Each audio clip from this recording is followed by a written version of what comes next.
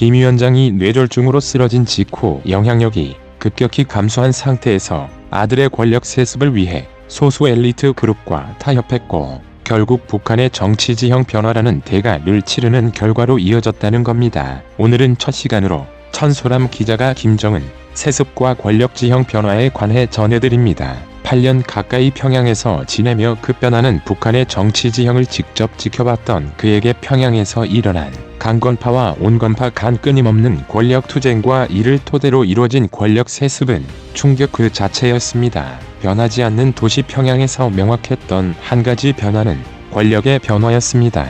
2008년 여름 김정일 국방위원장은 뇌졸중이 있었고 신체적으로도 정치적으로도 약화된 상태였습니다. 2011년 김정일 사망 후 우리는 또 다른 북한의 정치적 변화를 봅니다. 10년 가까이 외국인으로서 북한을 직접 경험했던 쇠퍼 전 대사는 권력 지형의 변화를 제외하면 주민들의 일상 등 사회, 경제적 측면에서 달라진 점이 거의 없다고 덧붙였습니다. 그들은 여전히 빈곤에 시달리고 있습니다. 북한 주민들의 생활 측면을 살펴봐도 많은 변화는 없었다고 말하고 싶네요.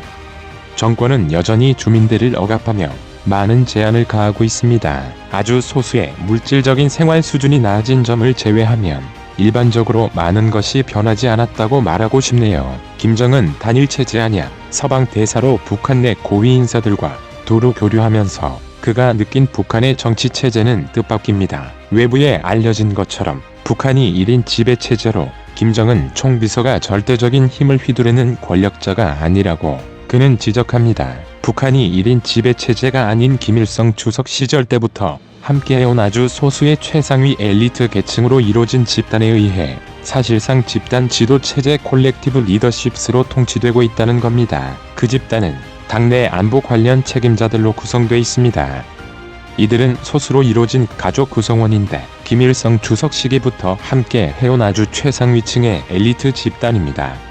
그들은 서로 개인적으로 아주 잘 알며 의사결정 과정에 깊게 관여합니다. 쇠퍼 전매사는 이 소수 집단을 강경파라고 표현했습니다. 그들은 정통성을 이어가고 싶어하고 그러기 위해 김씨 일가를 전면에 내세우고 있다고 설명합니다. 이 집단 지도체제는 정통성을 이어가고 싶어합니다. 그러기 위해서는 김씨 일가를 앞에 내세워야 하죠. 그래서 최근 몇 년이 정말 흥미로웠어요. 이들에게는 경제 발전을 통해 주민들을 잘 살게 하는 건 중요한 부분이 아니라고 그는 강조했습니다. 경제 발전을 통해 외국 사상이 북한으로 유입될 수 있다고 믿기 때문에 오히려 두려워하고 있다는 겁니다. 그들은 외부로부터의 지원을 두려워합니다. 왜냐면 그들은 모든 외부의 지원은 외부 사상과 연관돼 있다고 믿고 있거든요. 외부의 사상은 북한 주민들의 정신무장을 약화시킬 수 있다고 생각합니다. 그래서 외국에서 투자를 받는 것을 위험하다고 봅니다. 그래서 그들은 모든 나라, 쇠퍼 전 대사는 수면 아래 머물던 북한 권력 핵심 내 강경파의 움직임이 김정일 국방위원장 집권 후반에 수면 위로 부상했다고 지적했습니다. 제가 평양에서 2007년 처음 경험한 일화를 이야기하자면 독일을 포함한 몇몇 나라가 북한에 대한 인도주의적 지원을 논의하고 있었습니다. 당 기관지도 그 인도주의적 지원을 한 외국인 기부자들에게 고맙다고 밝혔죠. 하지만 그와 동시에 같은 신문에서 이 지원은 인도주의적 지원이 아니었고 외부 사상을 유입하기 위한 시도였다는 기사가 실렸죠. 그에 따르면 당시 일화는 김정일 국방위원장과 권력층 사이에 대외 정책을 둘러싼 이견이 있었다는 사실을 단적으로 보여줍니다. 다른 일화도 있었습니다. 2007년 두 번째 남북 정상회담이 열렸는데 그 정상회담에서 한국의 대북 투자 제안에 김정일 국방위원장은 동의했고 이 사실은 당 기관지에 실렸습니다. 2007년 두 번째 남북 정상회담이 있었어요. 김정일 국방위원장과 그 당시 노무현 한국 대통령 사이에 말이죠. 그 정상회담에서 한국 민간기업의 대북 투자가 제안됐고 김정일 국방위원장은 이 제안에 동의했습니다. 이후 관련 논의가 있었고 외국 투자의 장점에 대해 당 기관지가 기사를 실었습니다. 하지만 2008년 새해 기사에서는 외국 투자는 바람직하지 않으며 논의되지 않았다고 주장했습니다. 몇 달 전 김정일 국방위원장은 투자에 동의했지만 나중에 후퇴한 거죠. 아주 흥미로웠습니다. 쇠퍼전대사는 이후 이듬해 2008년 여름 김정일 국방위원장이 뇌졸중으로 쓰러지면서 신체적으로도 정치적으로도 그의 권력이 약화됐다고 지적했습니다. 김 위원장으로선 빨리 후계자를 내세워야 했고 그 대가는 정치적 지형 변화였습니다. F-35A와 B를 대량으로 도입하고 6세대 전투기인 F-3마저 개발하겠다는 섬나라의 자위대를 보면 우려가 앞섭니다. 우리가 도입하는 F-35A의 숫자는 그들보다 훨씬 적으며 도입 조건 또한 불리한데 저들은 우리와 우호적인 관계를 유지하기보다는 계속해서 독도 문제로 도발을 일삼고 있기 때문인데요. 독도와 가장 가까이 있는 고마츠 공군기지에서 조기 경보기의 지원을 받는 섬나라의 F-35A 스텔스 전투기들이 도발을 감행할 경우 우리는 이를 막을 수 있을까 하는 생각이 듭니다. 그런데 사실 알고 보면 신기하게도 저들의 F-35A를 잡는데 가장 유리한 것은 우리 군의 F-35A가 아니라 한국 공군의 주력 전투기인 F-15K 혹은 앞으로 나올 KF-21이라고 합니다. 여기에 더해 대륙이 자랑하는 5세대 스텔스 전투기 J-20 또한 마찬가지이고요. 우리의 4.5세대 전투기인 F-15K와 KF-21로 어떻게 잡을 수 있다는 것일까요? 이 전술을 실행하기 위해서는 우리가 독자적으로 개발하거나 도입해야 할 무기 두 가지가 있다는데 본의 아니게 틀린 부분이 있을 수 있다는 점 양해해 주시면 감사하겠습니다. 스텔스 전투기를 전 세계에서 가장 먼저 개발한 미국 F-22A 랩터나 F-35 라이트닝 II 같은 스텔스 전투기들은 적이 레이더에서 거의 완벽히 자신을 숨길 수 있지만 여기에도 빈틈이 있는데요. 스텔스 전투기들이 12km 고도에서 마하 1월 7일 이상의 속도로 비행할 경우 원뿔형 모양의 마콘을 형성하는 것을 보신 적 있으실 겁니다. 이곳의 대기 온도는 약 456.5도 정도인데 전투기가 초음속을 돌파하면 마콘이 생성되면서 온도가 약 87도까지 급격하게 오르는데요. 주변의 대기와 비교해 전투기의 온도가 순간적으로 144도 이상 오른다는 말인데 AESA 레이더에서 발생해 배출되는 열 또한 IRST에게 쉽게 탐지될 수 있습니다. 막상 스텔스 전투기를 잡겠다던 러시아의 전투기들은 IRST를 장착했지만 스텔스 전투기를 찾을 수 없었습니다. 수-57 펠론이 나오기 전 이들의 IRST 장비는 대부분이 3에서 5mm 대역의 중적외선을 탐지하기 때문이었죠. 하지만 8에서 12pm의 원적외선 대역을 사용하는 IRST 장비가 있다면 스텔스 전투기의 마콘, AESA 레이더에서 방출하는 배기열 등을 탐지할 수 있다고 합니다. 그래서 유럽의 유로파이터 타이푼이나 그리펜 NG, 미국의 F-15C가 가진 IRST 포대는 8에서 12mm의 원적외선 대역을 사용합니다. 그리고 우리가 개발한 국산 전투기인 KF-21 또한 8에서 12mm 대역의 원적외선을 탐지하는 QWIP 방식의 검출기를 사용하는 레오나르도 4의 스카이워드지 IRST 장비를 가지고 있는데요. 엄청난 탐지 능력을 가집니다. 적이 전투기가 육안으로 보이지 않는 60km 이상의 거리에서 탐지할 수 있으며 APG-63V3 AESA 레이더를 집중 조사에 교전하는 훈련을 하고 있습니다. 하지만 그래도 F-22A는 잡을 수 없는 무적의 전투기라고 하는데요. 탐지거리는 넓어도 그 범위가 좁은 리전 IRST 포대로는 전체 공간을 스캔하는 데 시간이 오래 걸리기 때문이기도 하고 IRST로는 적 스텔스기의 위치와 각도만 탐지 가능할 뿐 얼마나 떨어져 있는지 거리를 알 수 없기에 눈에 보이지 않는 상태의 교전을 위해 설계된 AIM-120M 중거리 게다가 F-22A 랩터는 자신이 탐지되고 있다는 것을 파악하는 즉시 강력한 출력을 가진 2기의 F-119 엔진을 사용해 불리한 교전 공역을 이탈할 수 있다고 합니다. F-22A는 뛰어난 레이더 위협 탐지 능력을 통해 자신의 레이더를 켜지 않고 적기가 방출하는 고출력 레이더 전파의 방향과 거리를 탐지해 100km 이상의 거리에서 AIM-120M으로 공격하는 무서운 성능을 가지고 있습니다. 근접전인 도그파이트로 들어간다 해도 탁월한 자체의 기동성을 활용하고 중력을 무시하는 AIM-9X 단거리열 추적 미사일을 발사해 교전할 수 있습니다. 하지만 F-35는 다릅니다.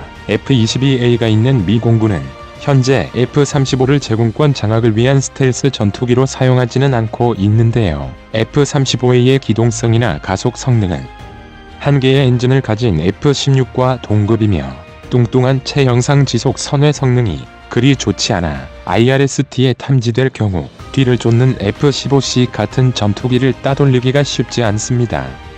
엔진을 2기 장착하지만 계속해서 문제를 겪고 있는 데다 너무 큰 체급을 가진 대륙의 J-20의 문제는 말할 것도 없습니다.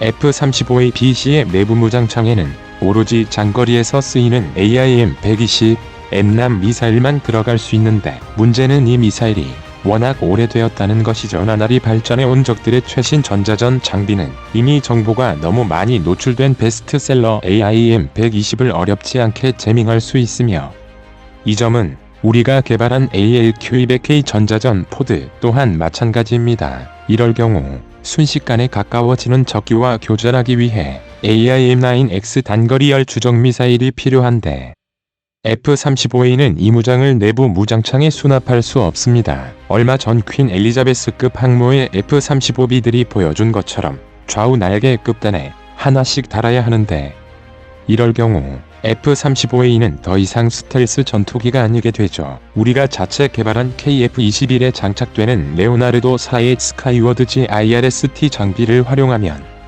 KF-210이 아니라 현재 운영 중인 F-15K로도 섬나라의 F-35, 대륙의 J-20을 잡을 수 있다는 말이 됩니다. 우리 한국의 열상 검출기 전문업체인 i3 시스템은 이미 이 기술을 가지고 있기에 환경시험을 통해 독자 개발하는 것도 가능하다고 하는데요. 하지만 역시나 탐지 범위가 좁은 IRST 장비로 적이 스텔스 전투기를 찾는 것은 시간이 많이 걸리는 일이므로 우리 군이 본격적인 카운터 스텔스 능력으로 대륙과 섬나라의 소텔스 전투기를 잡기 위해서는 추가로 필요한 것이 두 가지가 있지 않나 생각해 봅니다. 하나는 우리가 자체 개발해야 할 국산 전기고 하나는 우리가 자체 개발하는 고성능 조기 경보기입니다. 스텔스기를 잡을 수 있는 것은 VHF, UHF, L밴드 같은 장파 레이더인데 지상에서는 지구 공면 효과의 한계로 이를 활용하기 어렵기 때문이죠. 물론 협동 교전 능력 CEC가 가능하고 UHF 밴드 대역의 전파를 사용하는 미 해군의 EAD 조기 경보 통제기를 도입하면 카운터 스텔스 능력을 가질 수 있습니다. EAD는 분해능이 떨어지는 UHF의 능력을 강력한 소프트웨어의 능력으로 커버하는 기술을 가진 유일한 조기 경보 통제기이기 때문이죠. 하지만 이를 우리가 도입한다 해도 카운터 스텔스와 관련된 미국의 입장은 무척이나 예민하기에 원래의 능력을 그대로 가진 채 수입할 수 있을지 장담하기 어렵습니다. 우리 공군이 운영 중인 E-737 또한 장파 레이더인 L밴드 대역을 사용하기에 스텔스 전투기들의 수직꼬리 날개가 발산하는 전파를 잡아내기 유리하다고 합니다. 하지만 E-737은 본격적으로 카운터 스텔스를 위해 개발된 기종이 아니기에 이를 위한 소프트웨어를 가지고 있지 않다고 하는데요. 카운터 스텔스 업그레이드를 기대해 볼 수도 있을지 모릅니다. 하지만 역시나 카운터 스텔스 기술은 미군이 극도로 공개를 꺼리는 기술이기에 이전받을 수 있을지 장담하기 어려운데요. 우리 한국의 카이가 개발하겠다는 수송기의 파생형으로 카운터 스텔스 능력을 갖춘 국산 조기 경보기가 필요하지 않을까 생각합니다. 우리에게 전자전 공격이 가능한 강력한 전기가 있다면 카운터 스텔스에 큰 도움을 받을 수 있는데요. 섬나라의 F-35들은 스텔스성을 더욱 높이기 위해 자체 레이더를 꺼버리고 데이터 링크를 통해 아군 조기 경보기의 정보를 받아 활약합니다. 하지만 우리에게 강력한 전기가 있다면 적 조기 경보기의 레이더 탐지 능력을 방해할 수 있고 적 스텔스 전투기와 조기 경보기 사이의 데이터 링크 연결을 마비시킬 수 있다고 하는데요. 이렇게 될 경우 적의 스텔스 전투기는 결국 자신의 레이더를 켜고 위치를 노출할 수밖에 없는데요. 적 스텔스기가 장거리 유도 미사일을 발사해도 전기가 우리에게 있다면 적이 미사일 유도용 데이터 링크를 방해할 수 있습니다. 전자전 방어 능력으로 날아오는 AIM-120 공대공 미사일을 교란하는 것은 KF-21에 탑재된 전자전 장비로도 충분히 할 수 있는 일이죠.